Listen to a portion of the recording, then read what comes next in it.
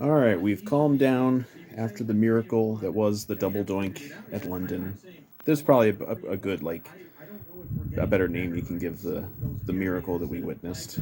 Um, I mean, how often do you see an opposing kicker? I don't care how long he's kicking it. How often do you see an opposing kicker miss a potential game tying or game winning field goal against us? It's like seeing a comet. But this is about the whole game, and most of this game I was very annoyed, as I'm sure most Vikings fans were. Um, you know, obviously there's the tension and the release, the thrill of winning a game. At the end, you know, and I'm always glad when Kirk gets to have a game-winning drive. Even it won't shut the haters. I already went back on social media after the live video, and then there's already people calling Kirk names and shit. It's like he's rescued this team. He's absolutely rescued this team the last 2 weeks. Um, but it did not have to come to this at all. This was. I don't know if it was the. I don't know if it was. I mean, obviously the worst game they played this year was Philly, but of the 3 wins, you could almost say this was the worst game. But it was kind of the same thing. I mean, the difference here is that we got out to the early lead. We went down first drive. Maybe Bears give up a touchdown. Let's go. We get the early lead. We extend the lead. Or no, we didn't extend. That's right, we didn't extend the lead. We should have extended the lead. But we got up early. That first drive was really nice. It was like week one again. We were kind of moving guys around, getting guys out, getting guys open, getting them the ball. Got a couple clutch third down conversions. We sure didn't see much of that the rest of the game. I checked before, we were 5 of 14 on third down, and I think like 3 of those might have been on the first drive of the game. But it was really nice. Looked like we were gonna, not that we were gonna just necessarily blow them out, but it looked like we were definitely gonna have an easier time of it than last week. And then we just kind of start in with the self-destruction. We end up getting the game tied. Look, the Kirk interception. Obviously, like it's the same shit with Kirk and the narratives around Kirk every single game, every week. Like, could he have thrown that ball differently? Probably, but I thought that was a pretty damn good play by the safety, by Honey Badger. It was a really good play. Like when our guys get interceptions, everyone's like, "Oh, he made such a great play." When the other team gets an interception, it's, "Oh, Kirk is an idiot and he made a terrible throw." And this has nothing to do with the throws he made against Philadelphia. This was, those were, I think, much worse. Like, I don't know. Was it a bad pick? Was it a bad throw? I don't know. Could have thrown it a little differently. Maybe thrown it to a different person. I don't know. Like, I don't know. I don't know. I thought it was at least 50. It was at least 50% a really good play by the safety. But people were just obviously jumping down Kirk's throat because that's what they do. They wait. They can't wait to see Kirk do something wrong in a game at any point in the game, so they can just leap on it. But that led to the tying touchdown. We did get. Now, I always get the order of things wrong. I should always write these things down before I do these videos, so I remember the order of things. Because we got the strip sack, and that was right before halftime. And we should have done something with that. We only ended up with a field goal. We had a field goal before. We're up. So we're up 13-7 at the half, and it's like, because we had at that point we had the Johnny Munt touchdown that wasn't, where the ball literally was placed perfectly. It was a walk-in touchdown. At worst, he would have for sure gotten a first and goal inside the 5, and it just went right through his hands. And I don't know what's going on with this team where we can't catch balls.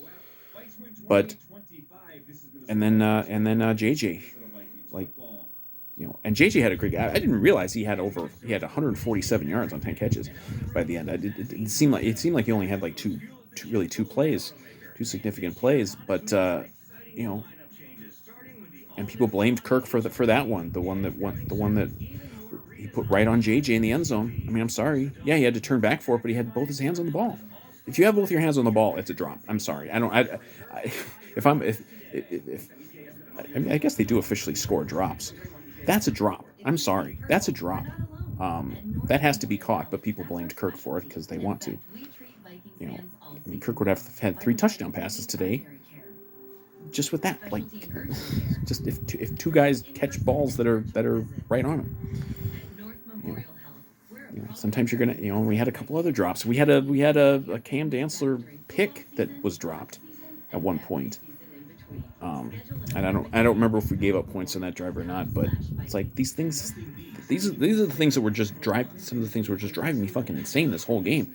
We just leaving these points out there. We should have been up probably 21-7 at the half, or worse, like 17-7. And we should have been, and then we should have probably been up 28-7 because we got down there, in the third quarter. That might have been the JJ drop touchdown. I can't remember the order of things. Note to self: write down the order of things that would they happen, so I don't have to think of them off the top of my head. But I mean, we should have been we should have been up big. We should have been up 2-3 scores the entire game. Instead, we're not. And then the defense. We didn't get that shutdown defense. I kind of knew that the fact that we hadn't given up many points in the second half this year, and we hadn't given up, I don't believe, a point in the fourth quarter until today. I kind of knew that was all coincidental because, like, even last week, like, we gave up the last touchdown to Detroit was right at the end of the third quarter, so it could have just as easily been the beginning of the fourth. But it was the same thing with the defense too. It was just driving me nuts. Like we did a little better today at getting some pressure, because we got the strip sack. We got the strip sack, and we did get one or two other sacks, and we did get some pressures. So we had one or two where we were like just right there. We were right there about to get him on the ground, and he got the ball off. But it's still it was a lot of the same stuff with the receivers. We were leaving receivers a lot of cushion, especially in the second half. It seemed like we were really leaving a lot of cushion for guys. Making it so easy for them. Like, even a team with, and people say backup quarterback, like Andy Dalton's a pretty decent quarterback. He's a guy who's been in the league for 10 years. He's been a starter. He's been in the playoffs. I don't believe he's won in the playoffs, but he's been in the playoffs. Like, he's a good, capable quarterback. He's probably one of the better backups in the league. Like, and again, if we insist on playing this kind of defense so much, we're going to get picked apart by everybody. We'll get picked apart by Justin Fields next week with some of this shit. But I mean, we got gouged on the ground a little bit. We didn't. I mean, I know we gave up over 100 yards total, but it wasn't that bad. Like, we haven't been dominated on the ground, but of course they didn't have Kamara. They didn't have their number one receiver, and they didn't have their starting quarterback, and you can debate whether Winston or Dalton is even the better choice there. But it's like, you still gave up 25 points. Now, the whole game would have been very, very different, though, if you aren't dropping touchdowns. And we absolutely had our worst game of pass protection this year. Like, even Philly, it wasn't this bad. We were really getting destroyed on the offensive line. I know Brian O'Neill got absolutely embarrassed once or twice, and that never happens. And Kirk got, Kirk, the interception really didn't have anything to do with pass protection, but like, at least Kirk never dropped the ball. He never threw any other picks. He never threw any panic picks. He did get an intentional grounding at one point. But I mean, it's just frustrating, because not just the drops, but then, like, and Dalvin ended up with okay numbers if you just look at him, because he did break off that one long one at the end to kind of help the stats look better. But we had so many of these first down Dalvin runs. It was like Zimmer era. Every first down, we're running up the middle with Dalvin for like 2 yards, and then it's like instantly you're in second and long. Then if you don't hit on the second down play, you're in third and long, and then they can really come after you. Like, it's how you set up drives, with some of these really bad play calls, and it was like the same call every time. It was just Dalvin up the middle, like it's not rip on Dalvin. Like he sucked it up and got out there with a busted up shoulder.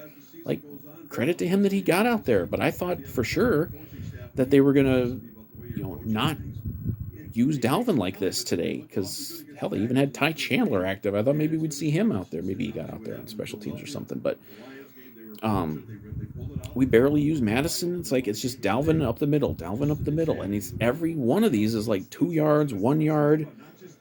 It hurts drives to do that, and then you drop a ball or you have to throw a ball away or you get just a short something and then you're in third and long and then they're coming after you. It's really frustrating. But then kind of at the end we get to like it gets to the point where hey we gotta go let's go.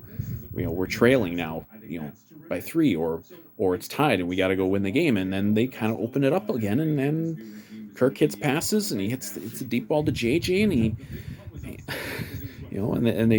and I love the play call on the touchdown for JJ when he did the sweep. Like those plays usually were there, but we're kind of just doing this vanilla shit with a busted up Dalvin up the middle over and over, and I didn't understand that at all.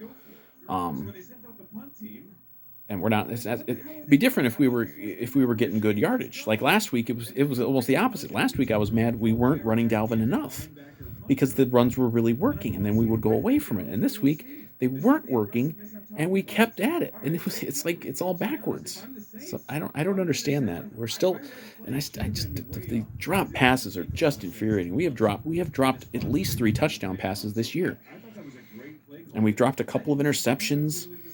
I don't know what it is. Maybe it's just coincidence, but I've never seen a Vikings team that has had trouble like this consistently for week after week catching passes.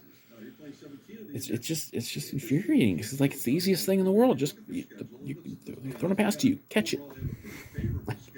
You maybe give Dancer a little bit of a break because he's not a receiver, but like that would have been a big play. And I don't remember if we gave up points on that drive or not. But you know it's just frustrating because it doesn't have to it doesn't have to be this way. It doesn't have to be this tough. They've made it so tough on themselves the last 2 weeks. You know, and of course the defense did wasn't getting it done towards the end, and I didn't expect them to. I don't expect them to maybe the whole year. Um, you know, I mean, we're never going to see 7 points against Green Bay again. That was a fluky game. We're just never going to see that again. Hopefully I would hope that we're going to be able to see something better than what we've seen much of the last 2 weeks. Um, and I still think the Philly game was obviously worse. Philly game we're just being absolutely embarrassed, you know, end to end. But um, I'm baffled by some of the stuff that they do. It's like some of it's scheme and and some of it's just execution. I don't know what it is, but this offense just yet I'm complaining, and yet if we simply just about some of the schemes and stuff, yet if we just catch a couple of passes, we put up 40 points on a pretty good defense. Saints have a pretty good defense. So it's weird. It's like this. I don't know what to make of it. And the defense is just they are what they are. They're not there. At least at least they were able to get a couple of big plays for us today. We got a special teams. Special teams got us a turnover. Special teams got us a fake punt. Ryan Wright with a nice little throw. I thought it was actually going to be dropped too, but and even that only got us a field goal. But hell, that field goal was pretty important by the end. So, um, you know, we actually had an explosive return from both guys. We got a pretty good one from Longwu and a pretty good one from Rager.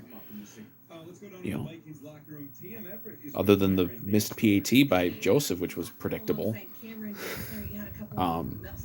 The special teams today was great. And Joseph did hit 5 field goals. I mean, guy hits 5 field goals, including a game winner that I frankly didn't think he was going to hit because I've been a Vikings fan for many years and I've seen it. I've seen missed field goals in key spots a few times. But I mean, I don't get it. Like it just could have been so much easier. This game especially. Last week, Detroit actually played pretty well,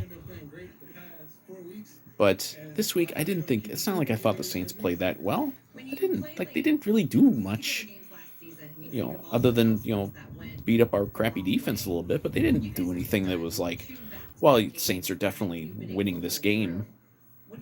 Last week when Detroit's up, it's like Detroit's beating us. This game, it was entirely the Vikings are beating themselves, and it's a cliche, but it was true. Um,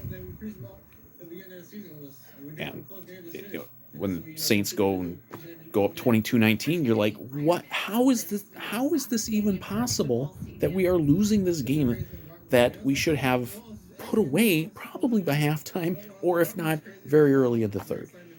Like this should have been a game where we were up 2-3 scores the whole game, and you know, and we're the team that gets to just go after the quarterback if we can even do that, because they have to throw and they have to come back, and maybe we can make it a blowout. But I don't think they're going to be able to blow anybody out. They're not going to blow out the Bears next week. You can write off that possibility right now. They're going to be in a 4-quarter game with the Bears at US Bank Stadium. But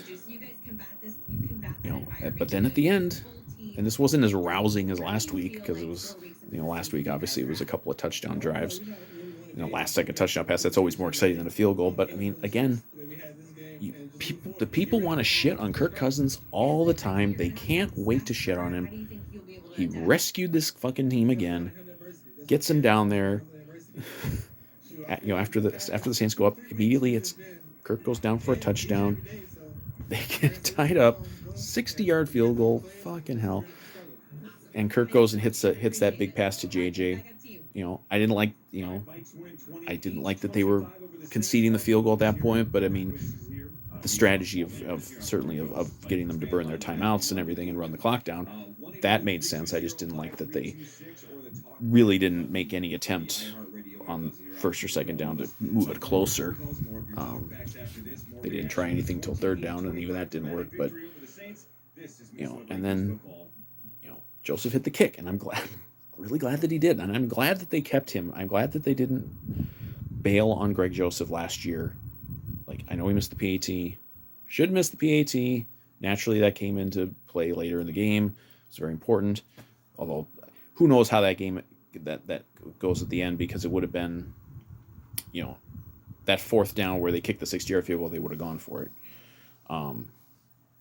and probably converted based on most of this game and based on last week. But the game goes differently from that point. But I mean, he hit the field goal that mattered. He hit the kick that mattered most. Like if you miss a kick earlier in a game, come back, hit the one at the end that really matters the most. He did that. He deserves all the credit for it. And then somehow I don't get how we immediately can let them hit a deep shot on us to get in field goal range. Though that's happened before. That happened, I know, at least a couple years ago when we were playing Panthers and we let Teddy hit one deep shot. It was almost the same fucking play, and they had a shot to win a game. They missed two. But I don't get it, man. Why is it so hard? Why do they insist on making? What is it in the air that makes it so hard for them to just accept some positivity and just make things easier? Like this didn't have to be an exhausting game. This did not have to be this way. This should have been a 2-3 score victory easily. Oh, but they win. They're 3-1. They're going to stay in first place no matter what because of tiebreakers. Even though the other teams have pretty easy games this week, I think.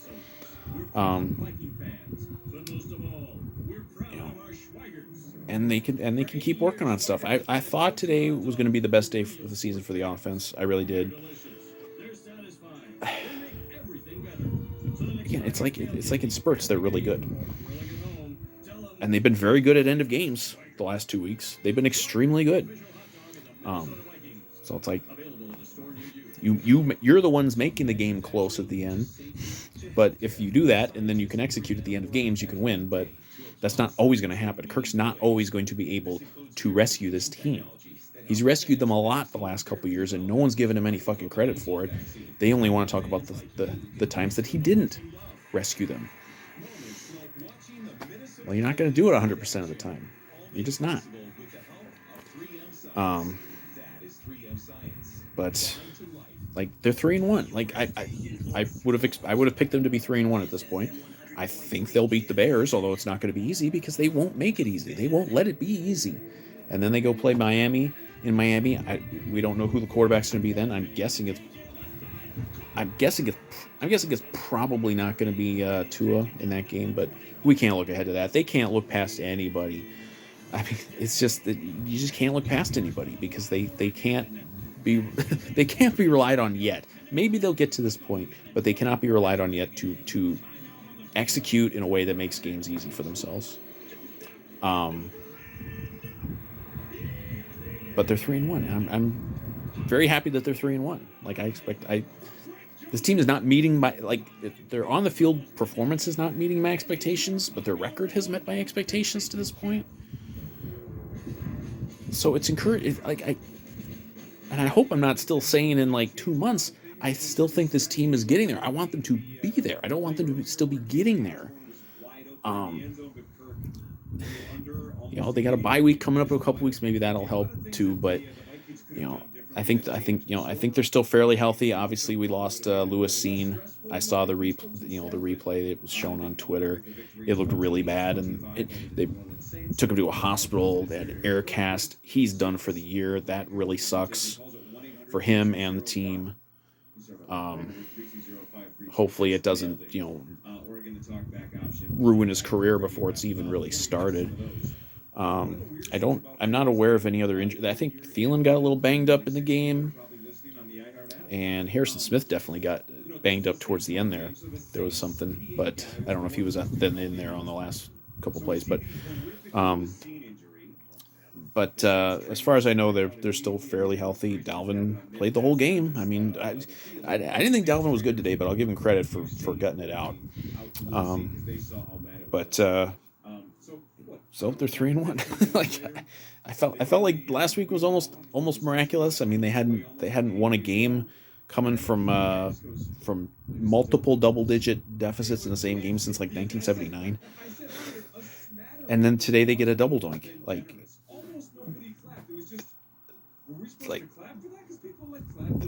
This is the franchise, and everyone knows it that they don't get luck. They whatever self-inflicted mistakes this franchise makes, that's one thing, but they never get any luck. They've gotten some pretty nice luck the last 2 weeks, and I don't think it's a knock on them to admit that.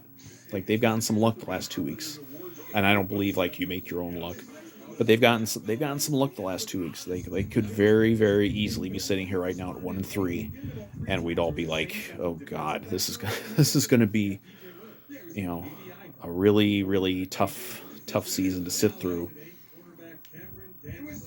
whether they improve or not. But it's like they're 3-1.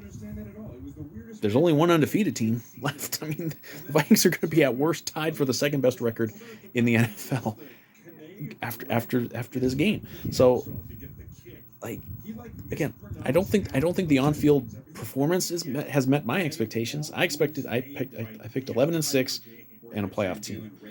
I still think they can certainly get there. I mean, that's what, 8-5 the rest of the way. They could go 8-5 the rest of the way, but they can't go 8-5 the rest of the way playing like this every single week the way they played the last 2 weeks. So we'll see what happens. I've been rambling way too long. I promised I was going to make these videos shorter this year, but there was a lot to talk about from this game. A lot of mistakes, a lot of things that just drove me insane, but then some really good things and an exciting ending in the double doink miracle. And they're 3-1. They're in first place. They're going to be in first place into next week. maybe we'll get fortunate and we'll get a couple of other losses in the division as I watch Justin Fields run all through the Giants defense. But we'll see what happens. But hey, we got the win. It was ugly again. It was very ugly, actually, but we got the win, and ultimately that is what matters most. So we will see you later.